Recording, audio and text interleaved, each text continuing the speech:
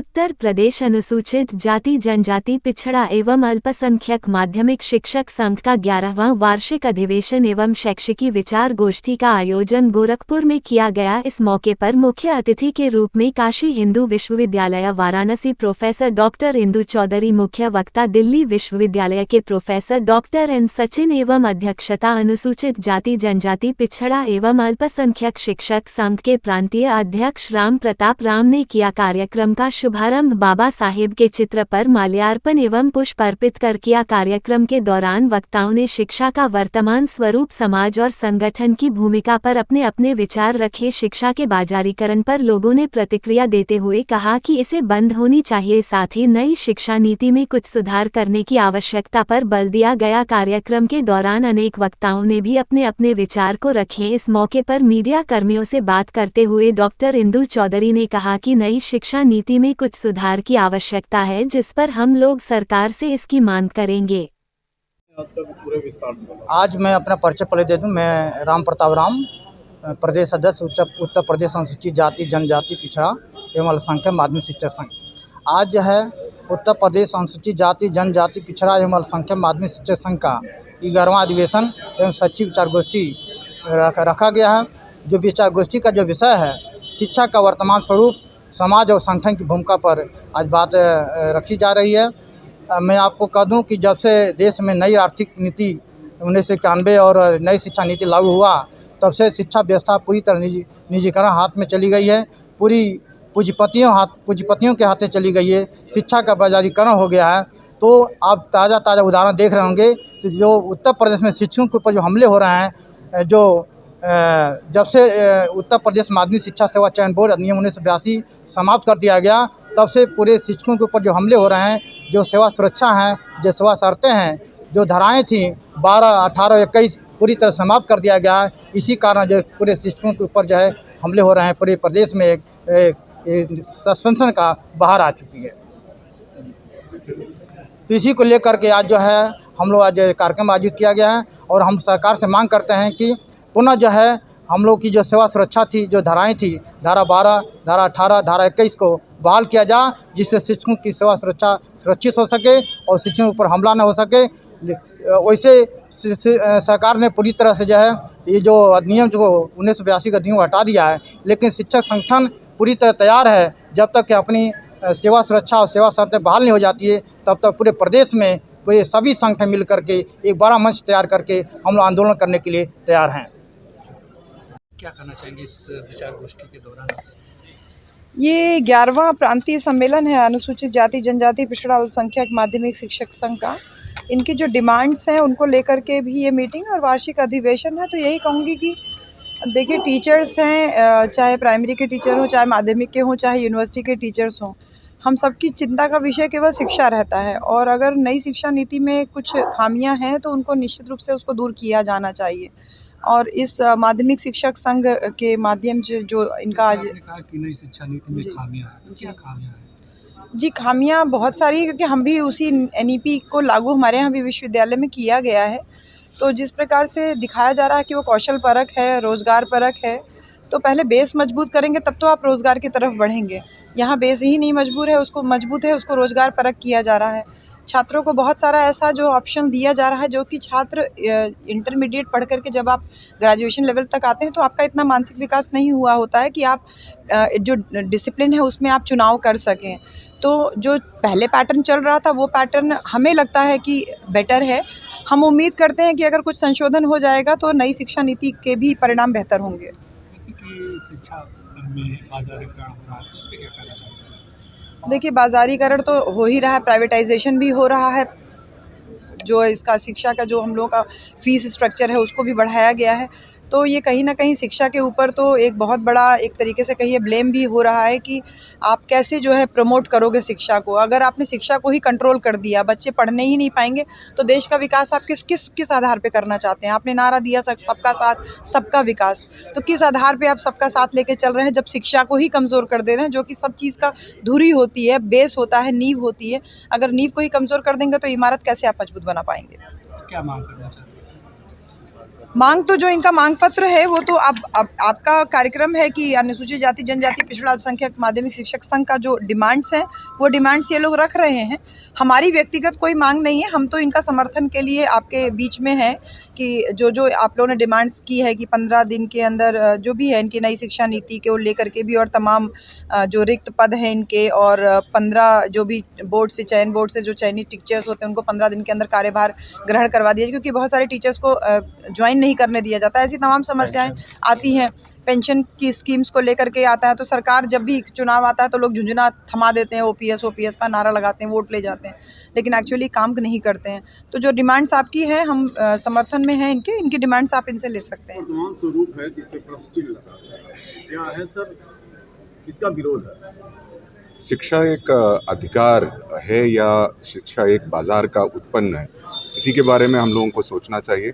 अभी जो नया शिक्षा नीति आया है, जैसे राम प्रताप जी ने बोला कि मतलब बाजारीकरण और ग्लोबलाइजेशन और लिबरलाइजेशन के बाद जो अभी जो शिक्षा नीति आए हैं बिल्कुल उन्हीं के तहत चल रहा है।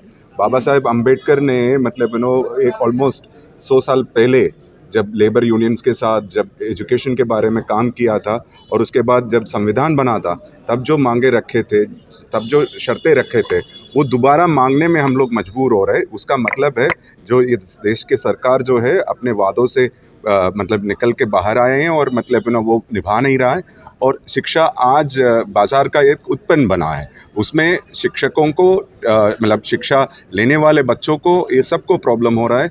और एनईपी जो है मतलब एक कंकरेंट सब्जेक्ट है एजुकेशन, लेकिन उसको मतलब ऊपर से थोपा जा रहा है। वो हर राज्य में अलग अलग स्वरूप ले रहा है और वहाँ पे उनका दिक्कतें हो रहा है। तो ये सब चीज़ के खिलाफ मतलब जनता को मतलब अवेयरनेस बनाना और उसके साथ काम करना ताकि हमारे अधिकार का रक्षा हो और यहाँ पे सबको समान शिक्षा मिले, इसके लिए हम लोग मतलब प्रतिज्ञाबद्ध है और हम इसमें काम कर रहे हैं। मेरा नाम सचिन है, मैं दिल्ली यूनिवर्सिटी में पढ़ाता हूँ और शिक्षा के क्षेत्र में काम करता हूँ। मैं इस शैक्षिक विचार गोष्ठी के माध्यम से माननीय प्रधानमंत्री महोदय जी को और मुख्यमंत्री महोदय जी को कुछ मांग पत्र है वो पढ़ करके सुनाना चाहता हूँ, कहना चाहता हूँ। विषय है देश के बहुसंख्यक समाज के मौलिक समस्याओं के निराकरण हेतु ध्यानाकर्षण के संबंध में।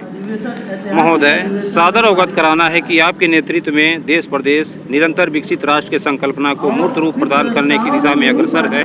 देश के सभी क्षेत्र एवं समाज के सभी वर्गों के समग्र विकास हेतु निम्न बिंदुओं के प्रति आपका ध्यान आकर्षण अपेक्षित है।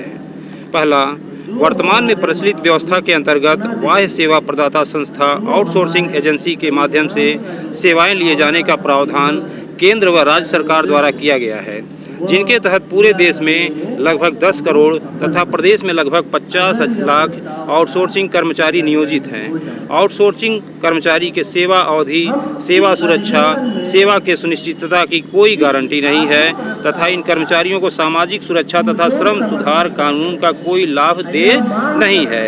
वाह्य सेवा प्रदाता संस्था के माध्यम से नियोजित सभी कर्मचारियों को संबंधित विभाग संगठन में अस्थायी रूप से नियोजित किया जाए एवं जिससे संबंधित कर्मचारियों को निर्वाह योग्य मजदूरी, मानवोचित कार्य दशाएं उपलब्ध हो सकें तथा साथ ही उनकी मानसिक दशा व भौतिक कार्य परिस्थितियों में सुधार हो सके। दूसरी मांग है हमारी कि भारत में उपलब्ध युवा शक्ति जो 18 वर्ष की आयु से लेकर के 35 वर्ष की आयु तक की जनसंख्या को कार्यबल के रूप में जिसको परिभाषित किया गया है युवा शक्ति के रूप में, जो संपूर्ण देश की जनसंख्या का लगभग 54% है, का समुचित उपयोग करने हेतु आउटसोर्सिंग ऑफ मैन पावर की व्यवस्था को समाप्त कर सभी विभागों, सार्वजनिक उपक्रमों, स्थानीय निकायों इत्यादि में रिक्त पदों के सापेक्ष विशेष भर्ती अभियान चलाकर अस्थायी एवं नियमित नियुक्तियां की जाएं, जिसमें सभी वर्गों समुदायों में खुशहाली आ सके। देश एक समग्र संतुलित विकसित राष्ट्र की श्रेणी में अपना गौरवपूर्ण स्थान अर्जित कर सके। तीसरी मांग है हमारी कि नगरीय बसावटों में संपर्क मार्ग, गली, पार्क, सामुदायिक भवनों इत्यादि की साफ सफाई के लिए आउटसोर्सिंग के माध्यम से नगर निकायों द्वारा सफाई कर्मियों का जो नियोजन किया गया है जिनको सामान्यतः रुपये 8,000 रुपये से लेकर के 9,000 का मासिक मानदेय केवल दिया जा रहा है। वर्तमान बढ़ते हुए महंगाई को देख करके जो उक्त मानदेय है उस मजदूरी की धनराशि से जीविकोपार्जन आज के इस भौतिक परिवेश में संभव नहीं है। इतने कम मानदेय राशि में न वो ठीक ढंग से अपने परिवार को चला पाएगा और न ही बच्चों का शिक्षार्जन कर सकता है। तो इसलिए यह सफाई कर्मियों की मासिक मजदूरी को बढ़ाया जाए और बढ़ाकर कम से कम 30,000 रुपये की जाए तथा सभी सफाई कर्मियों की सेवा में को अस्थायी किया जाए। चौथी जो विशेष मांग है जिसमें बहुत तेज़ी से कमी होती जा रही है कि अनुसूचित जाति जनजाति तथा पिछड़ा वर्ग के छात्रों को उच्च शिक्षा अर्जित करने के लिए छात्रावासों की स्थापना की जाए, जिससे समाज के निर्धन व प्रतिभावान छात्र उच्च शिक्षा अर्जित कर उच्च आय अर्जित करते हुए प्रगतिशील राष्ट्र निर्माण की प्रक्रिया में योगदान कर सकें, क्योंकि युवा ही अपने देश का भविष्य है। अगर वो मजबूत नहीं होगा तो हम अपने देश को विकसित राष्ट्र की श्रेणी में कैसे आगे बढ़ा पाएंगे, यह एक सोचनीय विषय है। पूर्व से स्थापित संचालित छात्रावासों को शैक्षणिक आवासीय परिसर के रूप में विकसित किया जाए। अगली मांग है कि अनुसूचित जाति जनजाति पिछड़ा वर्ग तथा धार्मिक अल्पसंख्यक वर्ग के प्रतिभावान व कुशल अधिवक्ताओं की संख्या के अनुपात में शासकीय अधिवक्ता, अस्थायी अधिवक्ता विभिन्न विभागों, प्रतिष्ठानों, संस्थाओं और सार्वजनिक उपक्रमों में विधिक परामर्शदाता के रूप में नामित किया जाए, जिससे विधि व्यवसाय में सभी वर्गों की समुचित भागीदारी सुनिश्चित हो सके। छठवां मांग है कि अनुसूचित जाति जनजाति पिछड़ा वर्ग, धार्मिक अल्पसंख्यक व आर्थिक रूप से कमजोर, गैर आरक्षित श्रेणी के बेरोजगार युवक जो स्वतः रोजगार करने के इच्छुक हैं, उनको अधिकतम 3% वार्षिक साधारण ब्याज की दर पर आसान शर्तों के साथ ऋण उपलब्ध कराया जाए, जिससे बेरोजगार युवक स्वतः रोजगार करके आत्मनिर्भर बन सकें और अपने देश की अर्थव्यवस्था को मजबूत बना सकें, भारत को विश्व में एक मजबूत स्थान दे सकें। जो हमारा देश विश्वगुरु बनने की ओर अग्रसर है, उसमें अपनी अहम भूमिका निभा सकें। अंतिम हम चाहते हैं अपनी मांग को बताना कि नगरीय क्षेत्रों में फुटपाथ पर ठेला लगाने वाले दुकानदार, जूते चप्पल की सिलाई मरम्मत करने वाले कारीगर को अधिकतम 2% वार्षिक साधारण ब्याज पर ऋण उपलब्ध कराया जाए तथा ऐसे दुकानदारों कारीगरों को संबंधित नगर क्षेत्र में दुकान लगाने के लिए समुचित स्थल उपलब्ध कराया जाए, जिससे वह अपनी आजीविका करते हुए बेहतर जीवन यापन कर सके। क्योंकि जब तक हम अंतिम पायदान के अपने भाई को एक मजबूत स्थिति नहीं दे पाएंगे, सबको बराबरी का दर्जा नहीं दे पाएंगे, तब तक हम एक विकसित राष्ट्र की श्रेणी में अपने आप को स्थापित नहीं कर पाएंगे। और इसके साथ मैं प्रधानमंत्री महोदय एवं मुख्यमंत्री महोदय से सादर अनुरोध करता हूं कि सबका साथ, सबका विकास, सबका विश्वास, सबका प्रयास जैसे संकल्प को पूरा करने के लिए इस दिशा में उक्त बिंदुओं के संबंध में नीतिगत दिशा निर्देश जारी करने का कष्ट करें। धन्यवाद। नाम क्या है सर? डॉक्टर रविंद्र।